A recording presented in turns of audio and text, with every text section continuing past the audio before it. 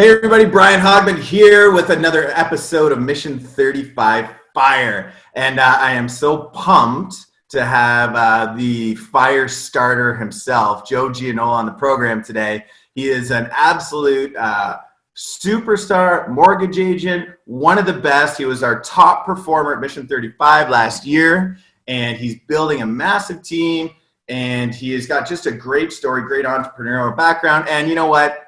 He's a pretty likable guy at the end of the day too. Kind of like Yo, how you doing, man? Thanks for being here, man. I appreciate it. You taking the time. Thanks, buddy. I really appreciate it. I wore a jacket for you. Look at this outfit, man. Check this outfit. Look at this. Whoa. That is good. Are you going to do the comeback too? You going to do a little walk-in? Yeah. Dude, well, you know what? This wasn't planned. Oh, I don't have enough headway. I got shorts on too, man. Oh my God. Wow. Dude, that is dynamite, Joey G. Yes. The rumors are true. So you really did get dressed up. You put shorts on today. That's kind of what you're telling everybody, right? Did, man. I showered. I didn't shave, but what are you going to do? You know what, Joe? You're an inspiration for everybody watching, because it just goes to show that you can work in your shorts and be wildly successful. It's not just a meme on Instagram right now, right? What do you think about that right now? Like, do you feel like the world has got more accepting, and just like when you're doing business now as opposed to 6 months ago, people are just more laid back and more easygoing right now? Yeah, I think it was kind of. I think people were pretty scared when it first hit. You know, like nothing was happening. Everybody was just hiding in their houses. And then slowly people realized that, hey, life is still happening. And, you know, I think people being stuck in their houses is sort of forcing them to think about, you know, all the problems that they have with their house, and maybe they want to move, or maybe they need a bit more space, or, you know, if this is something that's going to happen regularly, hey, maybe we want to have a bigger property where we can enjoy our house more, that kind of thing. Yeah. So kind of, you know, it was definitely dead for a couple of weeks, but then people were just got right back out there and started buying houses again. And it's, you know what? I agree. I've seen that too. We've actually just in our office too, we just went through I should say, saw our fourth COVID divorce. Not to put any light on that, but it is a real thing. It's a real thing, and a really tough thing to go through, right? But that's happening too right now. There's a lot of movement and a lot of changing, right? People who are in a condo want a house. People who are in a house want a bigger house now. Totally. I mean, if you're a really introverted person who needs alone time, you know, and you're stuck in a house with, you know, a bunch of people all day long, it's going to be challenging. You know what I mean? So I mean, it's unfortunate, but you know, what are we going to do? So Joe, tell everybody, just for those that don't know, the man behind the shorts and the suit there. Tell us about your family. You've got an amazing wife and kids. Tell everybody about that. Yeah, thank you, Brian. So yes, I'm married. I have a lovely wife. We've been married since 2007, and she owns a dance studio, which is really awesome. But right now it's kind of not the way it was before. So we're kind of running a virtual dance studio from our house right now, which is pretty interesting. Wow. The kids, I have two kids. I got an almost 11-year-old daughter and a 6-year-old son. They've been absolutely amazing through this whole pandemic, but they certainly miss their activities, right? They miss their soccer practice and their dance classes and all that. Yeah, that's my home life. That's my life right there. Do you want like background, like on my career and stuff like that? How about like your social insurance number, like that kind of stuff? That'd be okay. You know, throw that. Sure. It's 123. No, you know, but I like. Bye. You're the most easygoing guy, and you're humble about it. But like, even with Dana and your family, like talking to you and going through this, you guys pivoted quickly when we've seen lots of businesses go out of business. Like, and you know, I think I just heard today that like La Senza went out of business, or Victoria's Secret. I know. And don't ask me why I knew that right away. Okay. That's another podcast. But you guys pivoted quickly with the dance studio, right? You guys ended up, because you could have sat on your hands and done nothing, but you guys adapted. And even though it may not be ideal, you adapted quickly. How did that come about? Well, I mean, kids need stuff to do. You know what I mean? Like they can't just sit on their iPads all day. They can't just play video games all day. They need to, stimulate their brains. They need to get up and get moving, right? So even though, like, from a financial standpoint, yeah, the studio has taken a pretty big hit, but we just have to show that we're still here, right? Like, if you want to dance, like, we can still make it happen, right? And I think that's pretty much it. That shows a commitment to your clients, commitment to the business, a commitment to, like, getting through it and saying, like, hey, we're going to be here on the other side of it too, right? Exactly. So I love how you weren't always a superstar mortgage agent. Tell everybody about prior to, because I feel like everything Joe touches turns to gold, right? Oh, that's not true. Or silver. Let's see. Tell us about your previous adventures and endeavors, right? Because you've had some diverse background. Yeah. So started out like as a personal banker with RBC. Then I moved on to Scotiabank as a mortgage underwriter. So basically, you were one of my Scotiabank agents. I'm sorry. I'm really sorry. You'd send me the deals, you'd make the sale, send it off to me, and it was my job to approve or decline the deal, right? So I did that with Scotia for, not too long. And then from there, I moved on to Genworth Financial. That's where I spent the bulk of my early career. So I was a senior mortgage underwriter with them for about 6 years. I just kind of I loved it there. I absolutely loved it. I loved the people that I worked with. I loved the way that they run their organization. But I was bored, right? So I just decided to open a restaurant. You were really bored. Yeah. Oh God, that's awesome. So yeah, it was a terrible idea.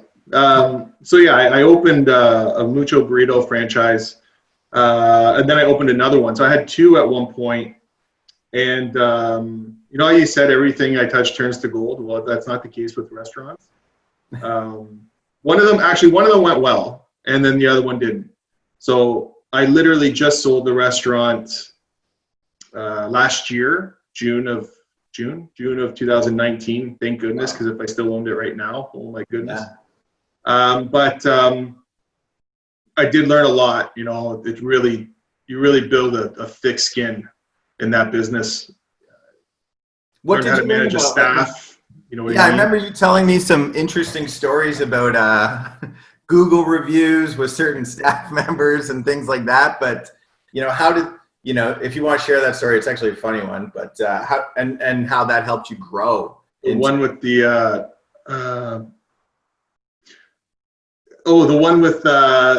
one of my staff decided to write on a takeout container, "I don't get paid well enough to pick the onions out of your burrito."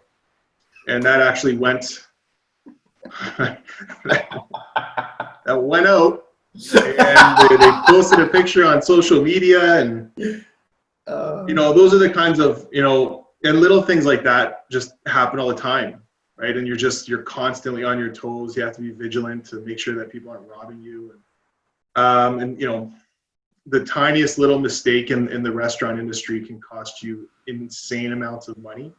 So like I said, I learned a lot. I learned a lot about myself. The fact that I made it out of that was a friggin' miracle. But I definitely caught the entrepreneurial bug, but I just chose the wrong business, Yeah. So once I got back into mortgages, it worked, right? And I think everything builds up to where you are, right? Like, when I tried my first business making pants, they all ripped in the crotch. That wasn't a good business either, right? But it's kind of like you take, how you said thick skin, you take, I got a lot of rejection and a lot of ridicule out of that. And I'm sure, dealing with, I remember you dealing with staff, like your turnover in staff in a restaurant. I actually didn't know that much. What was your turnover? You were turning over people a lot. Right? when I first, basically the way it works is when you open a restaurant, you hire like 4 times the amount of people that you actually need. 4 times. So Wow. around there, I'm not sure the exact numbers, but I think when I opened my first restaurant, I hired something like 50 people, right? And this is like, you know, a restaurant that's the same size as like a Subway. You know what I mean? It's a fast casual restaurant, and I had 50 staff members, and after a month, I was down to like 20. Wow. Like it was crazy. Just they quit. They have to let them go. And then like it just keeps dropping. 20 becomes 10, and you have to just constantly keep hiring people over. Like every month, you're hiring someone and retraining and retraining and retraining. So like, you know, although that was very challenging at the time. Now, you know, when I started to get really busy with mortgages, hiring someone was a piece of cake. I've done it a million times. Right. You know what I mean? I have all the pieces in place to hire someone, and you know, I already had payroll set up with my accountant and all that. So yeah, you learn a lot. You learn a lot. And then I think you took too, like from that, when I look at how you operate your mortgage business, you deal with everything urgently, right? You're very urgent and effective and direct. And I think like for any business owner, especially in the restaurant world, like you can't wait around for staff. You can't wait around to fire somebody. You can't wait around for anything. You gotta make a decision, commit to it. And whether it's the right one or the wrong one, you gotta make it. Right. And I think that's a good point. Like in the restaurant, like let's just say it's 2:00. That's when it's slow, right? So that's when everybody sort of starts to take it easy. They're like, I'm going to go for a break or whatever.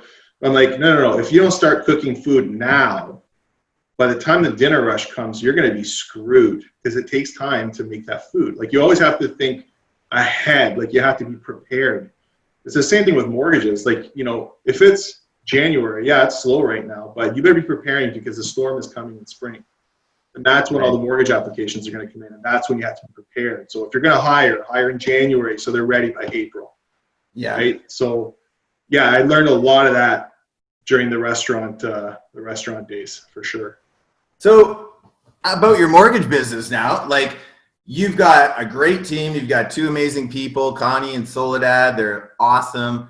And what do you do in order to be successful in that mortgage business? And what would you say your key to success is for this business now? Yeah, good question. I think like the most important thing I find with mortgages specifically in today's environment is just getting the deal approved. Like it's so challenging. Like if before the pandemic hit, it was already really challenging because the government's got very, very strict rules about mortgages, right? Like they don't stretch, they don't bend. The underwriters are so overwhelmed; they're constantly being audited. Yeah. So like they don't have time to sit down and figure out your application. The applications need to be perfectly packaged in order to get a quick approval. A lot of my clients are buyers, right? They're referrals from real estate agents, so there's always a condition of financing. There might be a quick closing date. Things need to happen quickly. So I think what I do well is you know, I put the applications on a silver platter for the lender so that they can get approved. And now, especially with the pandemic, you know, it's even worse because they have to make all these exceptions for people that have been laid off. And so I think the most important thing, I think the reason why, you know, the realtors are really comfortable referring me deals is because I know how to get them approved. Yeah. You know what I would also say too, because you do with your underwriting background, you know what, it's like that 10,000 hour rule from Malcolm Gladwell, Outliers. Like you do something for 10,000 hours, you're a superstar at it. You've underwritten for 10,000 hours, right? Yeah, probably. or more, right? But you also, all the realtors that I talk to that deal with you, Joe, you also do a great job of giving people certainty, right? Because I think it's a teeter-totter in a business where there's so much uncertainty in the lending environment, but then you need to give out certainty to your clients, your partners, and everybody else, right? And then you're in the middle going like in a wobbly airplane sometimes, right? But you need to balance both those sides, and you do a great job of that, right? It's almost like taking on the the stress for somebody to get that deal done. That's a good way of putting it. Taking on the stress for people. Totally. Yeah, like when you're buying a house, it's such a huge decision, but it's a decision that you have to make really quickly. Yeah. Especially like people, like it's really competitive out there. So when you find the right house, if you don't act fast and with confidence, like you're not going to get that house. So, and really, in my opinion, the most important part of that is the mortgage. Like, can you get the money? So, when I look at a mortgage application, if it's a great deal and I know I can get it done, I'm telling the client that. I'm saying, listen, you can go in firm, you can go in without conditions if you want. Don't worry about it. We'll take care of the mortgage. Whew. And that, and I think that speaks volumes. My heart just skipped a beat there, Joe. My heart just skipped a beat. You have to have confidence, right? If you're saying, well, I don't know, maybe. No, go in with a condition of financing, even though the deal, it's going to get approved, then those clients are just going to keep losing houses. It's true. And it's like kind of like how we have our pre-approval guarantee and how we do things right. As we do. It's like, listen, I'm certain I can get it done like this, right? I'm going to shoot for this, right? But I'm giving you giving that person, you're going to go in cash. Here's your worst case scenario. Here's your best case scenario, but I'm certain we can get it done. Like you're going to get a house, right? That's exactly how I package it. Exactly what you said. Worst case scenario, this is what it's going to look like. If you're comfortable with this, then go for it. Go all in. Oh, good. Because we're sending this to our compliance department as well, too. That is what you said there. Okay. So what advice would you give to aspiring mortgage agents or realtors or people looking to get into a business, and get started and try to get out there and hustle? Good question. Jeez. Do your homework, learn your product for sure. And you got to have thick skin. Like you're going to get rejected over and over again. And eventually is like my sort of approach is if you build it, they will come, right? If you're at your desk, you're ready to do the business, your doors are open, you're putting in your 8 hours a day, you're letting people know that you're there, eventually the leads will come in. I love that. You just said that there too, because I'm a firm believer in that too, is because I think people in a lot of industries too often see someone like a Joe really successful and then they don't give it long enough for it to happen, right? Because it does take time. It's the most successful people in the world at any single industry, it took time, a lot of time of doing the right thing, showing up. You don't just work 8 hours one day and then 2 hours the next and then a half hour the next day and say, fuck it, this didn't work. Exactly. And even with me, yes, when I became a mortgage agent, it did pick up pretty quickly. 2017, not a ton of deals. 2018 was a decent year. So it did pick up pretty quickly, but not really, because I spent 7 years underwriting mortgages before that. Totally. So, when you transition into mortgage brokering, it's like, I already know this stuff. It's just a matter of putting my name out there, right? Yeah. So if you're completely new, it's going to take time. You got to grind, right? You put in your 8 hours every day. You know what I mean? If you don't, then you're not going to get results.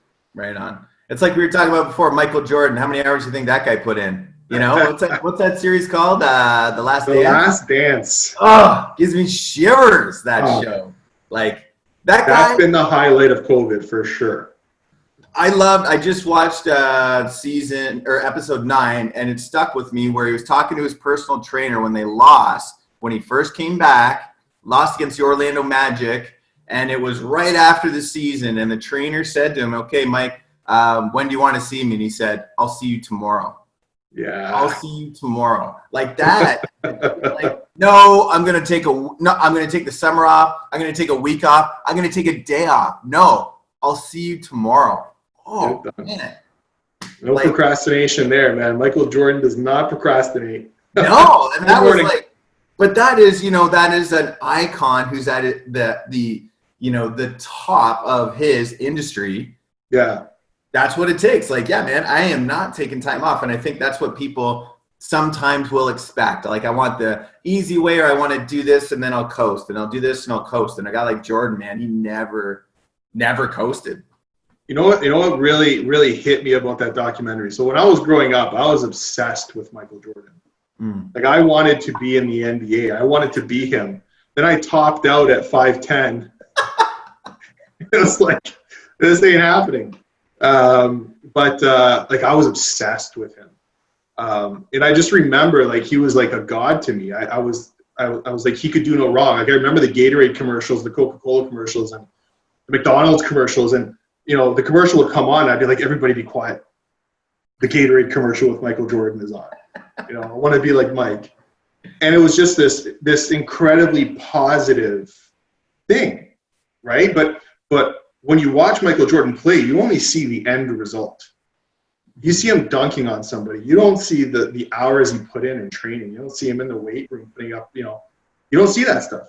No. So now that I'm older, right, you have this perception of this person who's so smiling and positive and always winning, and then now I'm 38 and I'm watching this documentary, and you see behind the scenes that he was a little bit of a monster.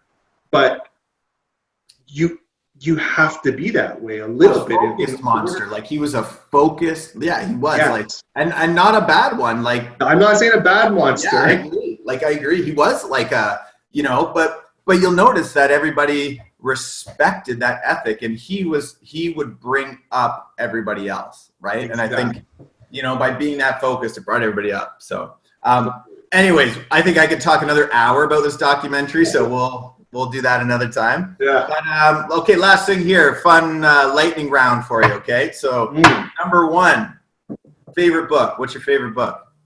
A little bit controversial. 12 Rules of Life, Jordan Peterson. 12 Rules of Life? Okay, I'm going to check that out. Okay. Yeah. Favorite movie? Dragon, the Bruce Lee story. Oh, nice. First movie to ever make me cry.